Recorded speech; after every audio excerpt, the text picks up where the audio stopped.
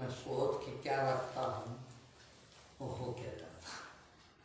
मैं सोचा था कुछ और विषय पर सुनाऊंगा, मगर आप लोगों को सुन के ऐसा लगा कि नहीं, इस पर बोलना जरूरी है। आप लोगों ने जैसे अभी बताया कि आपको अनुभव सुनाने का अवसर देकर आप लोगों को प्रेरणा प्राप्त होती है। ऐसा नहीं है, इतना ही नहीं, मुझे भी प्रेरणा प्राप्त होती है।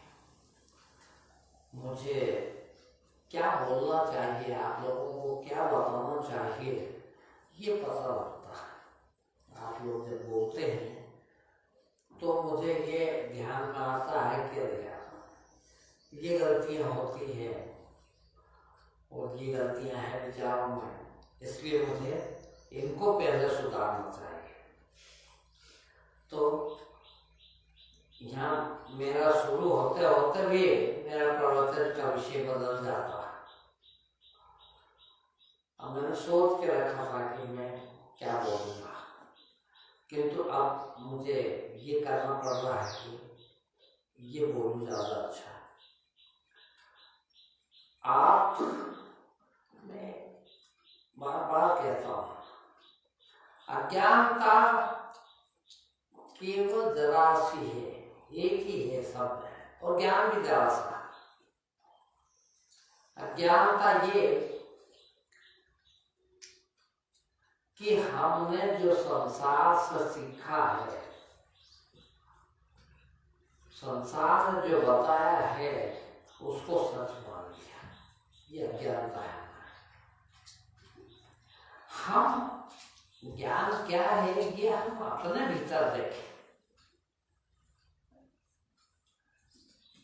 अब आपको लग रहा है कि कौन सी बात लाए हैं, हमको अभी कह रहे थे कि हम अनुभव पर सुनाएंगे, उसी का सुनाना चाहता हूँ। मेरे आप लोग बहुत प्रेम करते हैं, बहुत ज्यादा चाहते हैं, मेरा जीवन भी बहुत लंबा चाहते हैं, मुझसे ज्ञान लेना भी चाहते हैं, किंतु आपकी भावना, आपकी बुद्धि की मैं कदर करता हूँ, मैं आदर करता हूँ, किंतु आपका अनुभव जो है वो सांसारिक है, वो सकामी है। ऐसा नहीं भाई, सच पूछो तो मैं तो 24 साल पहले मर गया, अब जिंदा नहीं हूं। और कई बार ये बात कही मैंने आप लोगों से कि मैंने इन 24 वर्षों में अपने लिए कभी भी कुछ नहीं किया। कहा कि नहीं ये बात मैंने, पहली बात तो नहीं कह रहा हूं। मैंने 24 साल के जीवन में 20 दिसंबर 1997 के रात के 2 बजे के बाद मेरे अपने लिए मैंने कभी कुछ नहीं किया।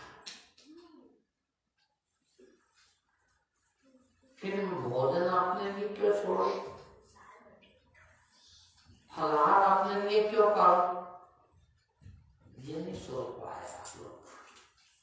आपने तो जो संसार से सुना, वहां पर रोटी नहीं खाएंगे तो कमजोर हो जाएंगे, बीमार हो जाएंगे और चले जाएंगे, अपने को तो ज्ञान अभी हुआ नहीं, और गुरु जी चले जाएंगे तो ज्ञान कैसे होगा है भाई। जब मैंने कोई काम 24 साल में नहीं किया तो ये क्या मैं अपने लिए करूंगा? भोजन मैंने अपने लिए छोड़ा क्या? फिर भी आप मजबूर कर देते हैं। मैंने 3 वर्ष पहले ही 2-3 महीने ये कर दिया था कि एक ही टाइम भोजन करना था, मगर आप लोगों ने वो अज्ञानता पूर्वक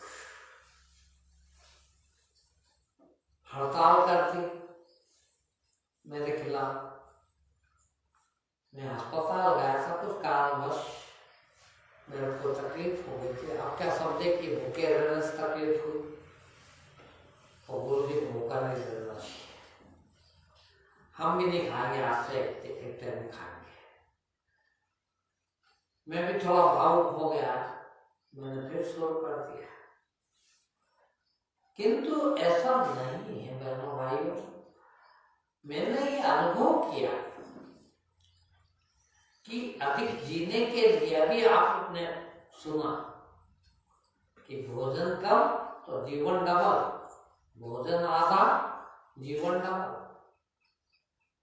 तो ये झूठ नहीं है, ये सच है। और मैंने कल से लोगों को ये कहना भी शुरू कर दिया। कल के पहले मैं भी ऐसा मान रहा था कि अधिक से अधिक मैं 2 या 3 वर्ष जीऊंगा। तो ऐसा मुझे करीब 6 महीने से चल रहा था कि मैं कम से कम ज्यादा से ज्यादा 2 या 3 वर्ष से ज्यादा नहीं जीऊंगा। किंतु कल सुबह से मुझे ऐसा लगने लगा है कि कम से कम 12 साल और जीऊंगा। यदि कोई अनहोनी न हुई तो लिख लेना, आज के बाद में पूरा 85 साल का होकर जाऊंगा। अभी 73 साल का हो, 74 से होगा। आप क्या है कि आपने जो पकड़ा हुआ कर बाप रे रोटी खाए तो ही ताकत आए। मैंने देखा है कि रोटी खाने से ताकत जाती है, आती नहीं है। ये हमारा गलत ख्याल है। रोटी की इतनी आवश्यकता नहीं, रोटी की आवश्यकता है जब हम मेहनत करते हैं उसको। और मेहनत कब करते हैं? अधिकांश सारी मेहनत दिन में हो जाती है। तो दिन में खा लें, रात को तो हम आराम करते हैं। वो जो दिन को खाया है उसको पचाना है, और पचे नहीं तो ये मेरा अनुभव है।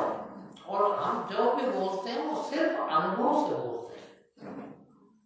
पहले भी मैंने इसको कहा, आप लोगों ने करने नहीं दिया। खैर कोई बात नहीं, आपकी भावनाओं का आदर करते हुए मैंने भोजन किया।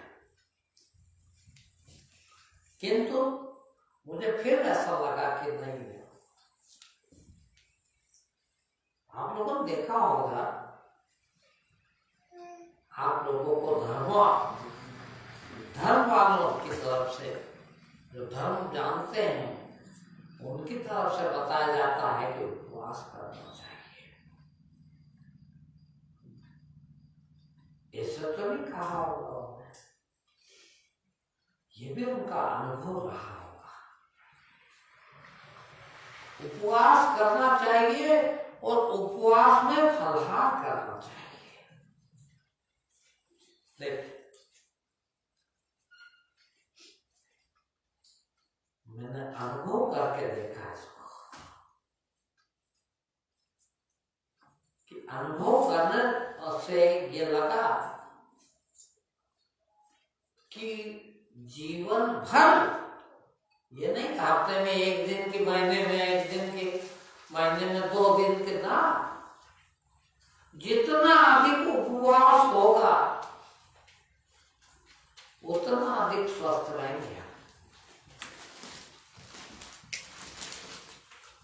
स्वस्थ रहने के लिए उपवास की बहुत आवश्यकता है।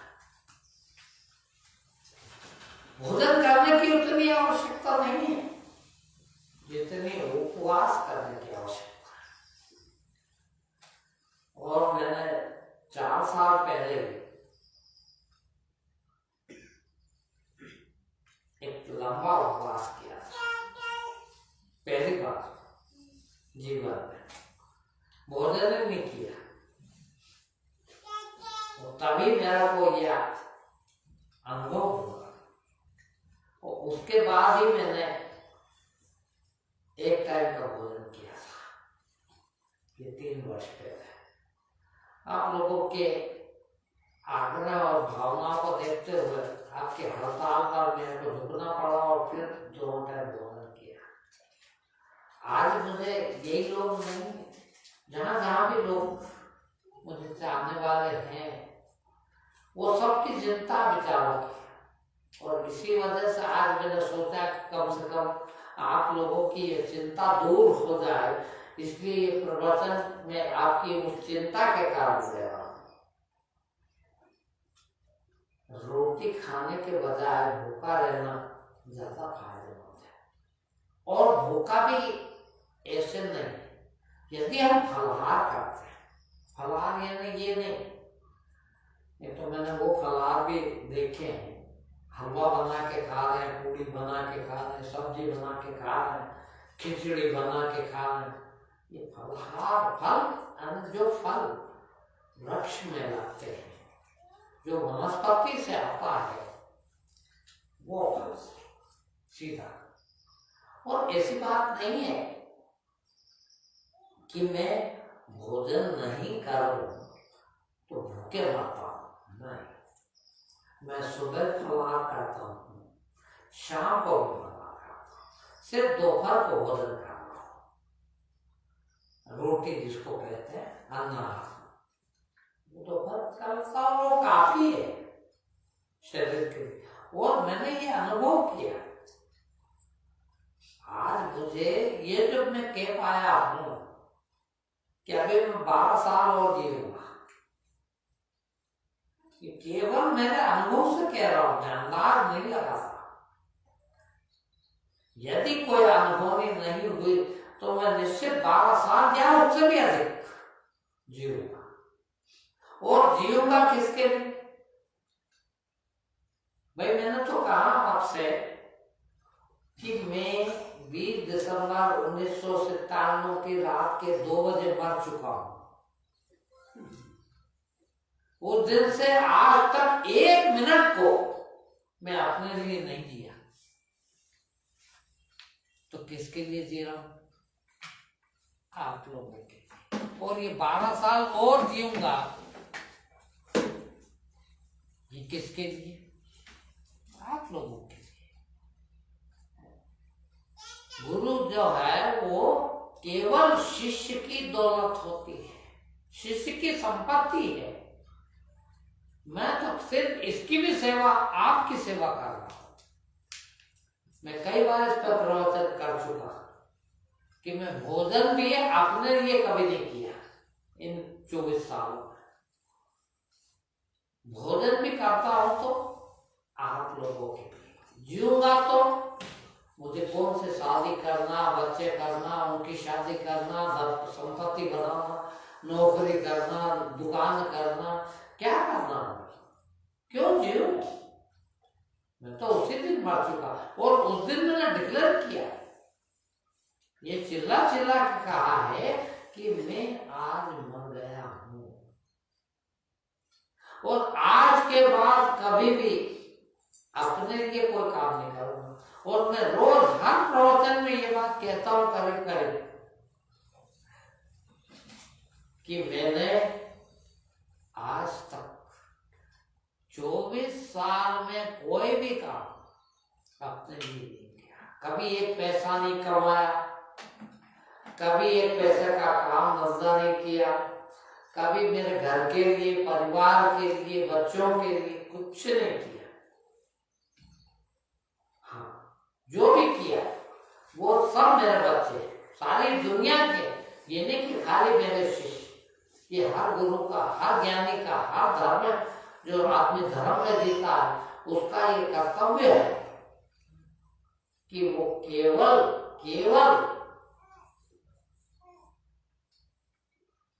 ब्रह्मांड के लिए जिए, वो अपने लिए फिर नहीं जीता। उसी दिन एक करुणा व्यक्ति है कि क्यों ना सब लोग इस लेवल पे आ जाए, और वो जिंदगी भर प्रयत्न करेगा तो केवल इसके लिए। क्या करना, क्यों दिए? देखिए, कई बार सब प्रवचन में यही बात कहता हूं, मेरी कोई इच्छा नहीं, और 24 साल से एक भी इच्छा नहीं कुछ पाने की इच्छा नहीं, कुछ करने की इच्छा नहीं, तो फिर मैं क्यों ये न खाऊं वो खाऊंगा, क्यों पालना करूं, क्यों उपवास करूं, क्यों पूजा करूं। मैंने अभी ध्यान जो पहले करता था वो तो कर ही रहा हूं, उसके बावजूद मैंने अभी 4 महीने से नियमित रूप से सुबह का ध्यान करा और देखा कि ध्यान से आप सारी दुनिया का और भला किया जा सकता है। तो मैंने ये 1 तारीख से वैसे वाला नियमित करने वाला ध्यान, सिर्फ कमर सीधी करके बैठने वाला ध्यान करता तो पहले भी था, किंतु लेट के भी कर लेता था, बैठ के भी कर लेता था, आराम से भी कर लेता था, क्योंकि शरीर वृद्ध है, अभी ज्यादा चीज नहीं झेल पाता, इसलिए थोड़ा इसको आराम मिले तो और ज्यादा जिएगी, और ज्यादा जीवन मिलेगा तो और ज्यादा सेवा करेंगे, इसीलिए वो कम कर दिया था। फिर 1 तारीख से मैंने वही सुबह वाला ध्यान 1 दिन में 3 बार करना शुरू कर दिया। अब मुझे क्या चाहिए? जिस आदमी को कभी भी कुछ नहीं चाहिए वो इतना बड़ा, आप खुद ही कहेंगे, जैसे आदमी लालची धन बढ़ाता है, वैसी हमारी हालत। क्यों भूखे मर रहे, क्यों उपवास कर रहे हैं, क्यों ध्यान का समय बढ़ा रहे हैं, क्यों मौन का समय बढ़ा रहा हूं। मौन का समय भी आधा घंटा दिन में और आधा घंटा रात में बढ़ा दिया 1 तारीख से। पहले जितना मौन रखता था उसमें भी 1 घंटा अधिक कर दिया। एक बार नियमित बैठने वाला, बैठ के करने वाला ध्यान 1 बार करता था, अब 3 बार कर दिया। भोजन 2 टाइम करता था, 1 ही टाइम कर दिया। ये इसलिए नहीं कि मैं मिटाना चाहता हूं शरीर को, मरना चाहता हूं, नहीं, मरना भी नहीं चाहता, पर जीना भी नहीं चाहता, किंतु भगवान ने जो प्रसाद मुझे दिया है, देखिए, ज्यादा से ज्यादा इनको बांटता। जिंदा केवल इसलिए रहना है कि वो इस शरीर के माध्यम से ही निकल सकता है। परमात्मा का प्रसाद यह शरीर ही बांट सकता है। शरीर न रहेगा तो बंटना कम हो जाएगा, बटेगा तो जब भी। ज्ञानी है 1000 साल पहले हुए, 2000 साल पहले हुए, 5000 साल पहले हुए, आज भी वो बांट रहे हैं। ऐसा नहीं कि शरीर था जब तक ही बटा, किंतु शरीर में रहकर अधिक अच्छी तरह से बांटा जा सकता है। इसलिए यदि शरीर परमात्मा दे रहा है तो कोई दिक्कत नहीं, बने रहे। और कल सुबह से अपने आप ही भीतर से ये अनुभव हुआ, और मैं कल से ही लोगों को कह रहा हूं कि अभी 12 सालों की हुआ, 85 साल की उम्र के पहले जाने वाला नहीं हो, यदि कोई अनुभव ही ना हो तो ये कहां से आया? ये इसका ही प्रसाद। जितना अधिक हम उससे जुड़ेंगे, देख, उतना अधिक सत्य उतरेगा, और जितना अधिक सत्य उतरेगा उतना सत्य निकलेगा। भाई आपसे निकलता क्या है? जो आपके अंदर होगा वही तो निकलेगा, है? यदि सत्य है आपके अंदर, सत्य यदि पूरा भरा है आपके अंदर, तो क्या चमकेगा? सत्य ही तो निकलेगा, है? और ये आ रहा है तो ये बात भी पक्का है, नहीं कह रहा हूं कि ये पत्थर की लकीर हो जाएगी। हो सकता है सत्य बढ़े और बढ़े और बढ़े और कुछ और निकले, इसके खिलाफ भी निकल सकता, इसके विपक्ष में भी निकल सकता। बस सत्य तो अनवरत है, सत्य भी जो है उसका कोई, कहा ना आपकी एक चौपाई है, मेरे को याद नहीं जा रहा, हरि हरि क्या है? सत्य है हरि, और सत्य अनंत है, जिसका कोई अंत न हो, वो हरि, यानी अनलिमिटेड, जिसका कोई लिमिट नहीं है। तो फिर लिमिट भी लगाने वाला कौन होता? हरि भी अनंत है और हरि की कथा भी अनंत है? तो ये तो अनंत है, अनवरत आ रहा है, सदा चल रहा है? जब ऐसा सत्य आया, जब ऐसा सुना दिया आपको, जैसा आज आया वैसा आज सुना रहे, जैसा कल आएगा हमको नहीं पता कल क्या आएगा। क्यों? कि सत्य का कोई लिमिट नहीं है, सत्य का कोई अंत नहीं है, अनंत है वो। और जब अनंत है तो रोज बदल सकता है। तो ये आपका जो भावना में बहकर, मैं नहीं कहता, मैं कदर करता हूँ, आदर करता हूँ आपकी भावनाओं का, किंतु वो भावना भी अज्ञान से निकली हुई है। इसलिए आपको मेरा सहयोग करना चाहिए। जो भी निर्णय यहां से लिया जा रहा है, आप भावना में बहकर बापरे अब क्या होगा, गुरु जी तो मर जाएंगे, क्योंकि मर रहे, भोजन नहीं कर रहे हैं, ये नहीं करेंगे तो ये मर जाएंगे। तो अपना वो संसारिक तरीका है आपका सोचने का कि धन चला नहीं जाए नहीं तो क्या होगा मेरा, बेटा चला नहीं जाए तो क्या होगा मेरा, ये वही वाला है, गुरु चला नहीं जाए तो क्या होगा मेरा। है भाई, गुरु अज्ञान नहीं है क्या? वो ये फैसले अज्ञानता पूर्वक ले रहा है क्या? नहीं, ये ज्ञान से ही ले रहा है, और ज्ञान से ले रहा है तो आपको हर हाल में सहयोग करना चाहिए। गुरु जी और भी कोई आता होता आपको बताइए, वैसा कीजिए, हम सहयोग करेंगे। आपका है इस निर्णय का, हम सहयोग करते हैं, वो सहयोग होना चाहिए, विरोध नहीं। आप विरोध करते, आपकी भावना बहुत बढ़िया, मैं उसके आदर करता हूँ, किंतु अज्ञानता से आया हुआ है, उस अज्ञानता को दूर करना है। भोजन करना इतनी बड़ी चीज नहीं है, भोजन करना अच्छी चीज है, भोजन करना चाहिए, भगवान ने ही बनाया भोजन है, भगवान ने उपवास भी बनाया।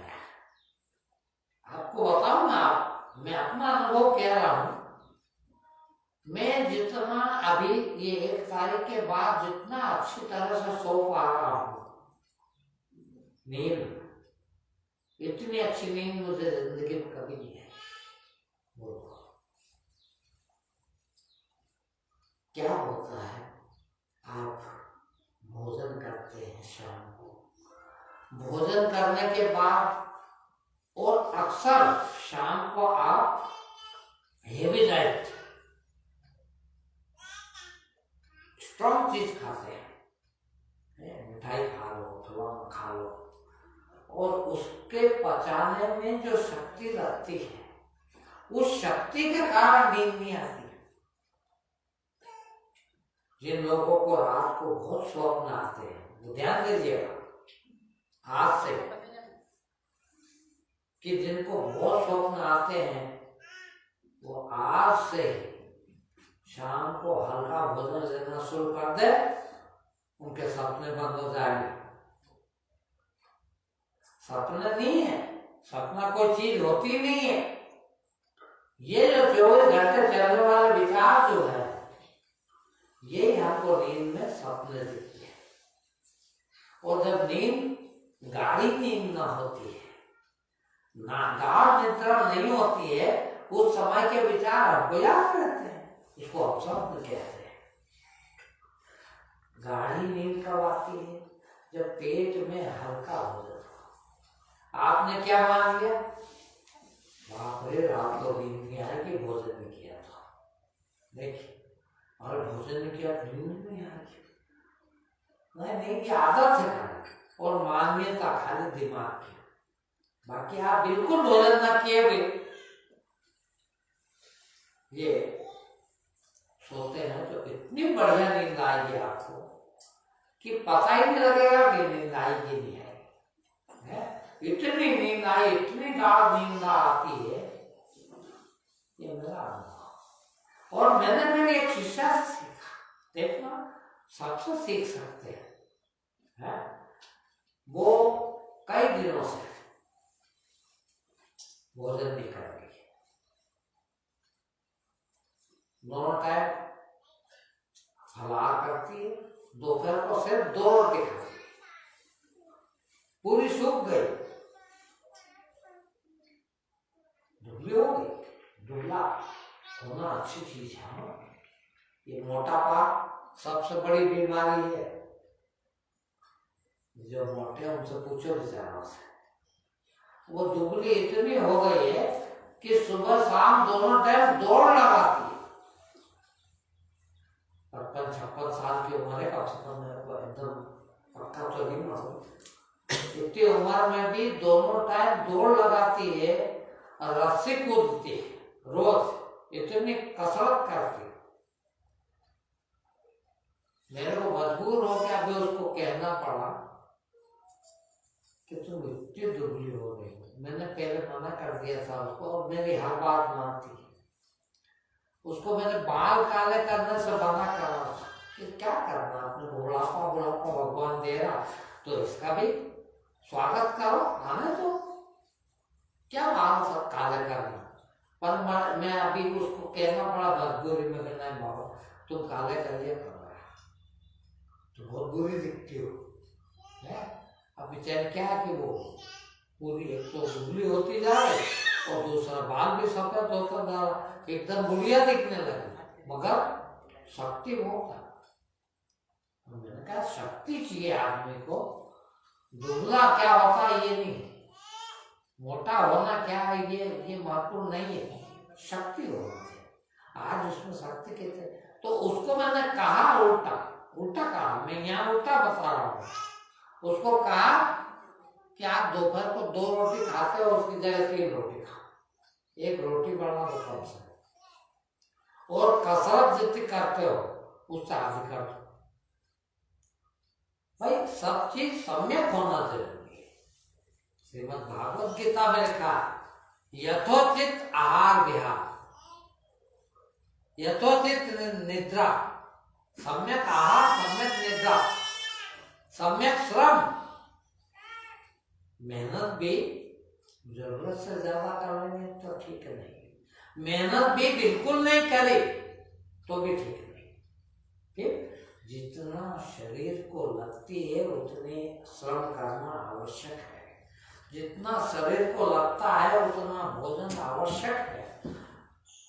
सिर्फ ये देखना आवश्यक है कि शरीर को कितना लगता है। आपने नियम बना दिया, अभी आप विश्वास नहीं करेंगे, मैं 24 घंटे में सिर्फ आधा गिलास पानी पीता। डॉक्टर तो जहर खा ले,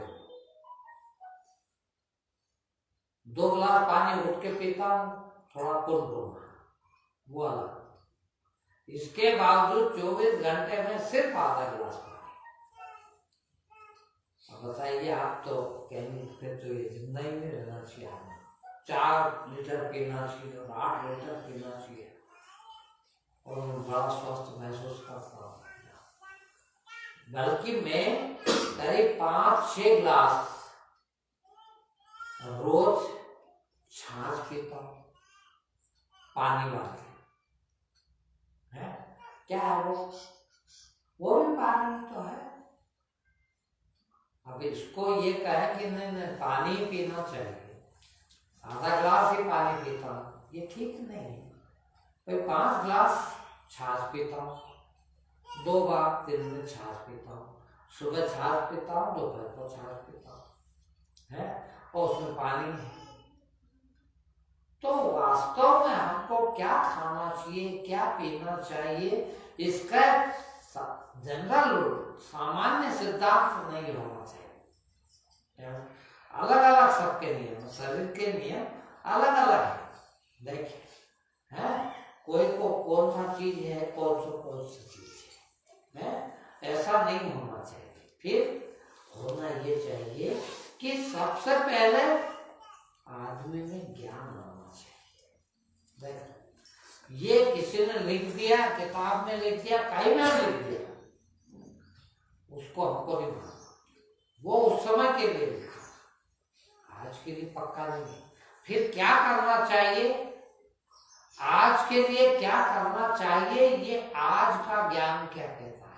और ये ज्ञान हमारा व्यक्तिगत होना चाहिए। जिस प्रकार से आपकी सूरत, दुनिया में किसी भी आदमी की सूरत दूसरे आदमी से नहीं मिलती। कितने अरबों लोग होंगे दुनिया में, मगर एक इंसान की सूरत दूसरे इंसान से मिलती क्या? कभी नहीं मिलती। जिस प्रकार से सूरत नहीं मिलती, यहां तक कि ये आपकी उंगलियों के निशान, आपकी आंख, आपकी नाक, आपके कान, कोई चीज हूबहू वैसे के वैसे दूसरे इंसान में नहीं। परमात्मा ने कितना अनुभव बनाया है हमको, और ऐसा नहीं कि ऊपर से ही अनुभव है, भीतर से भी अनुभव। सबका भोजन, सबका खान पीन अपने शरीर के अनुसार होता है। तो ये नियम बना लेना ठीक नहीं कि एक ही टाइम भोजन करना चाहिए। जिसको 2 टाइम शरीर मांगता है, सर 2 टाइम का, 4 टाइम मांगता है, 4 टाइम का देखो। मगर जनरल रूल ये है कि आमतौर पर एक टाइम में काम हो जाता है। पर ये कैसे देखें कि हमारे शरीर को एक ही टाइम लगता है, लगेगा, या हमारे शरीर को 3 टाइम लगेगा। अब मैं कह रहा हूं 3 टाइम लगता हो तो 3 टाइम खाओ। ये कैसे देखना, ये देखना जैसा ज्ञान है। हमारे यहाँ ऋषि मुनियों ने देख उस टाइम की व्यवस्था क्या कह रही थी, फिक्स कर रखा था कि इतने से इतनी उम्र तक बाल्यकाल रहेगा, आप अपने घर में माँ बाप के साथ रहेंगे। इसके बाद इस उम्र से तक गुरु के आश्रम में शिक्षा दीक्षा लेंगे। शिक्षा दीक्षा लेके क्या करेगा आदमी? ज्ञान प्राप्त करेगा। देख, शिक्षा दीक्षा काहे के लिए होती है? ज्ञान प्राप्त करने, यानी उस उम्र में आपको गुरु के यहाँ रहना चाहिए था, आपको ज्ञान प्राप्त कर लेना चाहिए था। उसके बाद फिर गृहस्थ में जाएगा, और गृहस्थ में जाएगा तो शादी करेगा, बिजनेस करेगा, धंधा करेगा, बच्चे करेगा, सब करेगा। और सब कैसे करेगा? ज्ञान पूर्वक। कौन से ज्ञान पूर्वक? वो जो ऋषि मुनि के आश्रम में, गुरु आश्रम में जाकर ज्ञान प्राप्त किया, वो ज्ञान प्राप्त करने के अनुसार अपने जीवन चलाएगा। ये व्यवस्था थी हमारे यहाँ, है? वो व्यवस्था हमने खराब कर दी। आज हम शादी भी कर रहे हैं तो अज्ञानता में, बच्चे भी कर रहे हैं तो अज्ञानता में, धंधा भी कर रहे हैं तो अज्ञानता में, बिजनेस भी कर रहे हैं तो अज्ञानता में। तो अच्छा कब होगा? भोजन भी कर रहे हैं तो अज्ञानता में, भूखे भी रह रहे हैं तो अज्ञानता में। भूखे रहना भी अच्छी चीज है, उपवास करना भी अच्छी चीज है, पर भोजन करना भी अच्छी चीज है। मगर ये सब चीज हमारे ज्ञान से आना चाहिए, और व्यक्तिगत ज्ञान से आना चाहिए, किताब के ज्ञान से नहीं। देखिए, किताब का ज्ञान गलत है ये मैंने कह रहा हूं, किताब का ज्ञान बिल्कुल सही है, किंतु ये देश काल और परिस्थिति के अनुसार बदलता है। उस समय के ऋषि मुनि ने जो शास्त्र लिख दिए वो 100% शब्दशः सही थे, किंतु आज की परिस्थिति कितनी बदल गई, आज का समय कितना बदल गया, तो वो नियम भी उतने पुरते बदलेंगे। उतने पुरते हमको अपने ज्ञान से, उन लोगों ने जो कहा उस समय के लिए कहा, उस समय का उनका ज्ञान था। आज का ज्ञानी क्या कहे? और मैं बहुत अच्छा उदाहरण देता हूं आप लोगों को। कि हवन करते हैं, देखिए यज्ञ करते हैं, हाँ? अब ये उस समय के ऋषि मुनियों की व्यवस्था थी कि उससे अच्छा कोई चीज नहीं, वास्तव में उससे अच्छी कोई चीज नहीं थी। क्यों नहीं थी मालूम? क्यों कहा होगा? उस समय चूल्हे नहीं जलते थे, उस समय फैक्ट्रियां नहीं थी, उस समय गाड़ी घोड़े नहीं थे, धुआं यानी कार्बन डाइऑक्साइड, वैज्ञानिक तरीका बता रहा हूं पूरा, कार्बन डाइऑक्साइड धुआं को कैसे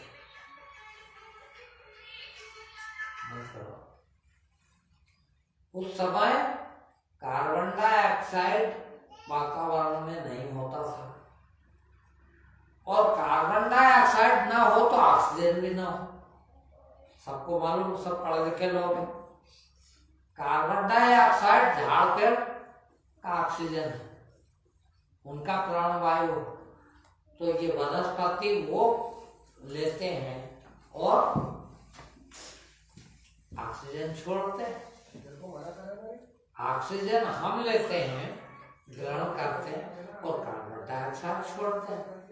अब वातावरण में यदि ऑक्सीजन भी हो जाए तो आएगी कहां से ऑक्सीजन? कार्बन डाइऑक्साइड नहीं है तो झाड़ पेड़ लेंगे नहीं, और झाड़ पेड़ ही ऑक्सीजन दे सकते हैं, और कोई ऑक्सीजन का स्रोत नहीं। तो उस समय के ऋषि मुनि को क्या कहना पड़ा कि जीवन चाहिए हो तो हवन करना जरूरी है। जीवन केवल हवन से, केवल यज्ञ से ही जीवन चलेगा। आज उल्टा हो गया। देखिए, आज वातावरण में हर चीज धुआं छोड़ रही, हम भी कार्बन डाइऑक्साइड छोड़ते हैं। गाड़ियां कितनी हो गई, जितने आदमी नहीं उससे ज्यादा गाड़ियां हो गई, वो सब क्या छोड़ती? वही धुआं छोड़ती। फैक्ट्रियां कितनी हो गई, ये सब थे क्या? नहीं थे। तो उस टाइम के ऋषि मुनि को क्या कहना पड़ा, और बिल्कुल सही कहा कि भैया धुआं करो, धुआं करोगे तो ही जिंदा रह सको। तो किसी भी तरह से उस टाइम का साधन क्या था धुआं करने का? गाड़ी तो नहीं बना सकते थे, पेट्रोल भी नहीं बना सकते थे, फैक्ट्री भी नहीं लगा सकते, फिर हवा बहुत पर्याप्त मात्रा में वनस्पति है, पर्याप्त मात्रा में घी दूध होता है, कुछ जलाओ और इससे धुआं करो तो एटमॉस्फेयर की शुद्धि होगी।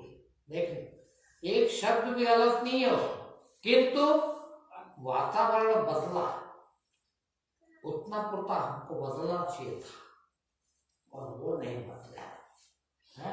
इसीलिए आज की दिक्कत क्या है? आदमी 40 साल के उम्र में बुढ़ा होने लग गया, 20 साल की उम्र में सफेद बाल आने लग गए, कैंसर हो रहा है, हार्ट अटैक हो रहा है। क्यों? कि वो सब बदल रहा है, और इसके परिस्थिति के अनुसार हमको चलना चाहिए। आज का वक्त कुछ और होता यदि हम उस पर चले होते, किंतु हम पकड़ के बैठ जाते, ये ठीक नहीं। तो मैं ये नहीं कहूंगा कि मैं के भोजन कर रहा हूं तो आप भी करना चाहिए। फिर ज्ञान आना चाहिए, और ज्ञान कौन सा? ज्ञान ये किताबों में लिखा ये वाला नहीं। फिर आपको आपका आचरण कैसा होना चाहिए, ज्ञान ये निर्णय करता है, ये निश्चय कराता है कि आपको कितनी बजे उठना चाहिए। कि ये कहते सबको को ब्रह्म मुहूर्त यानी 3 बजे रात को उठ जाओ, वो भी ठीक नहीं है। एक आदमी 12 बजे तक काम किया बेचारा, और वो 3 बजे उठ जाएगा तो वो उसके ब्रह्म मुहूर्त नहीं है। फिर उसकी नींद कितनी है? देखिए, 12 बजे से 3 बजे में उठा जा सकता है, कि भाई शरीर को नींद की आवश्यकता ये अलग अलग शरीर पर डिपेंड करता है। एक आदमी का काम 3 घंटे की नींद में हो जाता है, पर्याप्त है उसके लिए, तो वो यदि 12 घंटे सोता है और 3 बजे उठता तो बुराई नहीं। मगर एक आदमी 5 घंटे सोता है, उसके शरीर को 5 घंटे की नींद की जरूरत है, तो उसका ब्रह्ममुहूर्त कब शुरू होगा? 5 बजे है, उसको 5 बजे उठना चाहिए, 12 बजे सो रहा। तो ये दूसरों के ऊपर नहीं है कि कोई किताब, कोई नियम, कोई धर्म आपका निश्चित करेगा, ये हमको निश्चित करना है अपने लिए। किंतु हम निश्चित कैसे करें? हम अज्ञानी है, इसलिए हम निश्चित करने का हमको आता ही नहीं। फिर क्या करना चाहिए? जब हम कर नहीं सकते और करना हमको ही अपने लिए निश्चित, तो क्या करना चाहिए? पहले क्या जीवन की सबसे महत्वपूर्ण और सबसे आवश्यकता थी, सबसे पहले जीवन में ज्ञान की प्राप्ति हो। और इसीलिए उन ऋषि मुनियों ने यह व्यवस्था दी थी कि सबसे पहले आप आश्रमों में जाके रहो, उन गुरुओं के सानिध्य में रहो, ताकि ज्ञान प्राप्त हो जाए, और वहां से आके जीवन की शुरुआत करो। देखिए वो व्यवस्था हमने बिगाड़ दी है, वो व्यवस्था बिगाड़ दी तो सारा काम बिगड़ गया। अब हमको उनके वो चोटों के भरोसे रहना पड़ रहा है, जो कहता है 4 लीटर पानी तो पीना ही पड़ेगा। अरे यार, मेरा शरीर जब आधे लीटर में काम कर देता है तो 4 लीटर क्यों है? फिर गीता में क्यों लिखा है यथोचित? वो भी लिख देते 4 लीटर, उनको भी याद था, मगर यथोचित क्यों लिखा है? सम्यक, महावीर स्वामी कहते हैं सम्यक किसी को, यथोचित को है, सम्यक निद्रा, सम्यक श्रम और सम्यक आहार, भोजन भी सम्यक होना चाहिए। सम्यकत्व जो है वो प्रत्येक व्यक्ति का अलग है, सबका एक नहीं हो सकता है। मैंने 60-80 साल की उम्र में कहा कि मुझे एक पानी पहले से हो कोई आ सकता। तो हमारा सम्यकत्व जो है वो सबका शरीर क्यों पाए? एक आदमी का 100 किलो वजन है, अब वो यदि पावर भोजन करता है तो बेचारा का शरीर कैसे चलेगा? 100 किलो का शरीर, 1 किलो का, एक आदमी का 40 किलो का शरीर है, वो 100 किलो इतना खाएगा तो कैसे पचाएगा? बोलो है? ये महावीर स्वामी ने या जैन धर्म में देखना ये कहा है कि भोजन सूर्यास्त के पहले कर लेना चाहिए। अब उसको लोगों ने क्या पकड़ लिया कि सूर्यास्त के बाद कीड़े मकोड़े खवा जाते हैं तो हिंसा होती है। वो हिंसा की बात नहीं करी थी उन्होंने। फिर आपकी शक्ति, जीवन शक्ति भोजन पचाने में सर्वाधिक नष्ट होती है, इसीलिए आपके सोने में और आपके भोजन करने में कम से कम 3 घंटे, 1 घड़ी का फर्क होना चाहिए, ताकि पाचन क्रिया शुरू होने में टाइम जो लगता है वो हो जाए। तो आप सूर्यास्त के पहले भोजन कर लेंगे।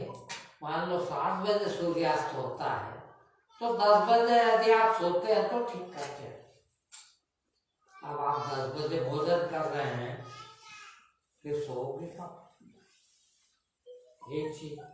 दूसरी चीज, सूर्यास्त के बाद, बहुत बड़ी बात है, वैज्ञानिक हो, आज तक नहीं सुनी होगी आपने, हमारे शरीर को, मनुष्य शरीर को क्या चीज की आवश्यकता है सबसे अधिक? ऑक्सीजन। देखिए हमारा जीवन क्या है? ऑक्सीजन हमारा जीवन। और ऑक्सीजन सबको पता है, पढ़े लिखे हैं, वनस्पति शास्त्र। और वनस्पति ऑक्सीजन कब छोड़ती है? सूर्य के, जब सूर्य का प्रकाश रहता है, जब ये वनस्पति झाड़ पेड़ ऑक्सीजन छोड़ते हैं। तो आप भोजन रात को करते हैं, उस समय ऑक्सीजन की कमी रहती है। भोजन के पचाने में भी देखिए आपके रोम की शक्ति लगती है। ऐसा नहीं कि पेट की शक्ति लगती है, आपके रोम की शक्ति लगती है। और रोम में शक्ति कहां से आती है? आपके ऑक्सीजन से। आपके शरीर पे ऑक्सीजन आती है, उससे एक और वैज्ञानिक कारण, आपके शास्त्रों में भी एक शब्द आता है, आज तक कोई उसका अर्थ नहीं करता। पेट में भोजन कौन पचाता है? महाराज बताइए। देखिए शास्त्रों में जठराग्नि, जठराग्नि के बाद बिना भोजन पचना संभव नहीं है। अग्नि है वो भी एक प्रकार की, देखिए, और वो पेट में रहती है। तो जठराग्नि प्रज्वलित कब होती है? देखिए कोई भी अग्नि बिना ऑक्सीजन के नहीं जल सकती। अब रात को ऑक्सीजन की कमी रहती है, क्योंकि सूर्य का प्रकाश है नहीं, और सूर्य का प्रकाश वनस्पति पर पड़े तो वो ऑक्सीजन देते हैं। ऑक्सीजन का स्रोत बंद है अभी। फिर जो एटमॉस्फेयर में ऑक्सीजन है वो इसी से हम खाना पचा रहे हैं। अब उसमें कमी है तो खाना पचने में दिक्कत तो आएगी। इसीलिए रात्रि को भोजन नहीं करना चाहिए। देखिए अब उसको लोगों ने समझाने के लिए आपको कि रात को तो कीड़े मकोड़े आ जाते हैं, इसलिए हिंसा होती है, इसलिए नहीं खाना। अरे हिंसा होती है किस पे? खुद पे हिंसा। स्वयं को भी दुख देना हिंसा है। अब हम वो रोटी इतनी भारी चीज, घी दूध, रात को दूध पी के सोना ये बना दिए किसी ने, है? दूध को पचाने में कितना शक्ति की जरूरत होती है। रात को क्यों पियो भाई, दिन में पी लो यार, क्योंकि दिन में जो पचाने की शक्ति में ऑक्सीजन आती है वो दिन में आती है, रात को कहां से आती? इसलिए रात में भोजन हल्के से हल्का करने का क्यों कहा है? देख इसीलिए कि रात को भोजन आसानी से पच जाए, है? रात को सोना ही क्यों जरूरी बताया? इसीलिए कि ऑक्सीजन की कमी रहती है, तो सो जाओ तो जागते होते हैं हम तो गुस्सा आता है, जागते होते हैं तो काम वासना लगती है। दिन में जब भी आप जगते हैं काम वासना जगती है, और काम वासना में और गुस्से में सबसे ज्यादा शक्ति की जरूरत पड़ती है। देखा आपने कभी? आपको गुस्सा आ जाता तो पूरा शरीर कपने लगता है, लाल हो जाता है, आपके पांव नहीं टिकते जमीन पे, यूं फड़फड़ाते आदमी गुस्से में। कितनी शक्ति जलती है मानो आपको गुस्से में। श्वास कितनी तेजी से चलती है, क्यों तेजी से चल रही? काम वासना में भी तेजी से चलती है, क्यों तेजी से चल रही श्वास? इसीलिए कि ऑक्सीजन ज्यादा चाहिए। धोकनी, जैसे लोहार की धोकनी चलती है ना, वैसे धोकनी चलती है हमारे गुस्से में, है? तो रात को सोएंगे तो नींद में न काम वासना जगेगी न गुस्सा आएगा। इसलिए कम खा के सोएं, हल्का खा के सोएं, तो ऑक्सीजन जितनी है उसी से काम चल जाएगा। पूरा वैज्ञानिक कारण है। धर्म वैज्ञानिक होता है। धर्म कभी ये नहीं कि मान लो, मानने की चीज नहीं है, जानने की चीज है। ज्ञान है धर्म। धर्म जान के इस्तेमाल करो। है लिखा है तो मान लो। अरे नहीं भाई, लिखा है सही है, मगर किन परिस्थितियों में सही है वो आपके ज्ञान में नहीं समझना है। आप गीता पढ़ते हैं, जिंदगी भर पढ़ो, पर गीता का ज्ञान नहीं मिलेगा। क्यों? कि अनुभव कुछ नहीं है। अनुभव होना चाहिए। है उस अनुभव के साथ ज्ञान काम आता है, वो फिर ये बिल्कुल सही दिखेंगे। हाँ, मैं बताऊँ आपको मेरा अपना अनुभव। मैं वो पेटलाबाद में जिस घर पर जाकर ठहरता हूँ, पंडित जी हैं और बचपन से ही उनके गीता रामायण बच्चे पढ़ते हैं और इतना पढ़ते हैं, बिना रामायण पाठ किए वो भोजन भी नहीं करते, कुछ भी नहीं करते सब लोग घर के। मैंने जब पहली बार, मैं महाराज से ही मंगाई थी इनकी दुकान से रामायण, मैंने उसके पहले कभी रामायण पढ़ी नहीं थी। मैंने कहा पढ़े तो सही यार, क्या है इसमें। और मैंने पहले दिन पढ़ी बाल कांड में, थोड़ी सी पढ़ी और मैं धैं रो रहा हूँ, चिल्ला चिल्ला के रो रहा हूँ। तो मैंने उनको फोन लगाया, वो जो रोज रामायण पढ़ते हैं, मेरी उम्र के। मैंने कहा भैया आप रामायण कब से पढ़ो? तो बोला तो बचपन से हमारे यहाँ, तो हमारे पिताजी का वही है, भाई रामायण पढ़ोगे तो भोजन मिलेगा। है तो हम तो बचपन से ही पढ़ते हैं। मैंने कहा मैं रो रहा हूँ, देख रहा आपको, बोल सुनाई दे रहा मेरे को बात कर रहा है, और आप दे रो रहे हो। मैंने कहा मेरे रामायण से रो रहा। आप कभी रो रहे हो? तो बोला नहीं कभी, उसमें रोने जैसा तो मेरे कुछ लगा ही नहीं। मैंने कहा मेरे को तो बाल कांड में ये लग गया और मैं पढ़ नहीं पा रहा। बोल क्यों हुआ? ज्ञान से पढ़ना और खाली पढ़ना बहुत अंतर है। पढ़ जाओ, वो रटना है। वो कबीर कहते हैं ना, तू कहता पोथी की लेखी, मैं कहता आंखन की देखी। है पोथी भी आंख से देख ली, इसको ज्ञान कहते हैं, वो ब्रह्म ज्ञान है। वो देख ले तो पोथी बहुत काम की, पोथी के बिना कोई ज्ञान ही नहीं। किंतु वो ज्ञान कब काम का? जब आपका ज्ञान हो जाए। अज्ञानता में पढ़ रहे हो तो आप उसके भी अज्ञानी अर्थ लगाएंगे। देखिए आज गीता पढ़ने वाले सब एक ही बात करते, काम तो करना ही पड़ा। कहाँ लिखा भैया बता दे मेरा गीता? अरे गीता में लिखा है, कर्म तो करना ही पड़ा। मैंने कहा कहीं भी नहीं लिखा है, कर्म तो होंगे, देखिए करना पड़ेंगे ये नहीं, होंगे। कर्म के कर्ता क्यों बनते हो? है कर्म तो होंगे ही होंगे। भाई चेतना है, प्राण है, शरीर है, शक्ति है, तो कर्म तो होंगे। किंतु कर्म का कर्ता न बने। कर्म तो करना ही पड़ेंगे, ये तो कर्ता बने। तो गीता की क्या मान रहा? और सारा गीता पढ़ने वाले की बात कहते हैं, काम तो करना पड़ेगा। अरे कहाँ लिखा भाई? कहीं नहीं लिखा गीता, मगर तुमने अर्थ लगा लिए उसके। है तुमने उसका अर्थ क्या लगा लिए? करना पड़ेगा। अरे करना नहीं है तेरे को, तो करता ही नहीं, फिर हो रहे। सांस ले रहे हो क्या?